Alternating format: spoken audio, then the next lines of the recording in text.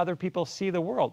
When we say other people have a different point of view, we often take this to be a metaphor or a figure of speech. But within the brain, it is a literal truth that we regard other people as existing at other points in space, and they literally have different points of view that we have to collect by sending our own point of view out and imagining what the world looks like from that point of view.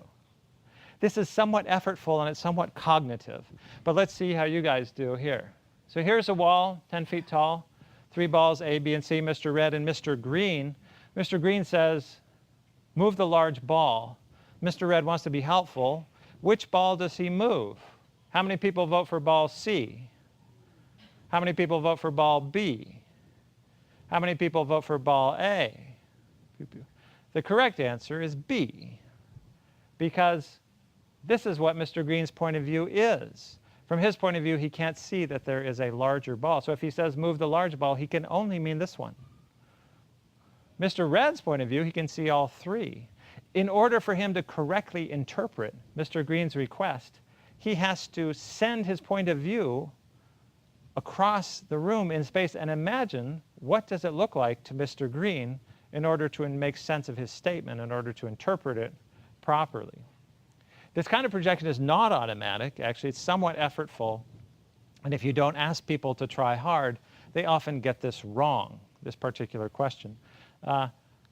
The existence of the faux pas is an instance in social life in which one person fails to send his point of view across the room and imagine what he says, imagine how that is going to be perceived by each of the people in the room. So I'll show you just a brief faux pas, and you can tell that one of the people will say something that, had they projected their point of view out in space, they would have known that they should not say. Jake's is strictly a house cat. You can't let him outside because he also lacks outdoor survival skills. Yeah. That's just one of those things, isn't it, sweetheart? I don't think Greg will be playing with Jinxie too much. He hates cats. Pam, I don't hate cats. I don't hate cats. I just happen to be more of a dog lover. That's all. Yeah. Well, it's okay if you hate cats, Greg. No, I don't. I don't hate cats at all.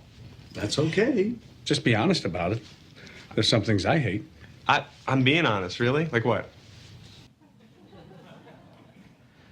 So had his fiancée effortfully used her ability to apprehend other people's point of view, she would have known that she should not say this. There are people who have great difficulty detecting faux pas, and we'll talk about that in just a second. Here is another failure to model other people's minds. Here you see Dilbert and the pointy-haired boss. And Dilbert says, I didn't think it was possible, but for the past month I've done my own job plus Ted's and done them well. I know you're marveling at my accomplishment and you're wondering how you can reward me.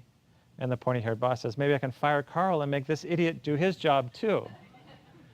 Dilbert is failing to project his point of view in space and to imagine what this situation looks like from the point of view of the boss. So the second law of empathy that we might postulate is that empathy proceeds through the imaginative projection of the mind's eye through space, time, and identity.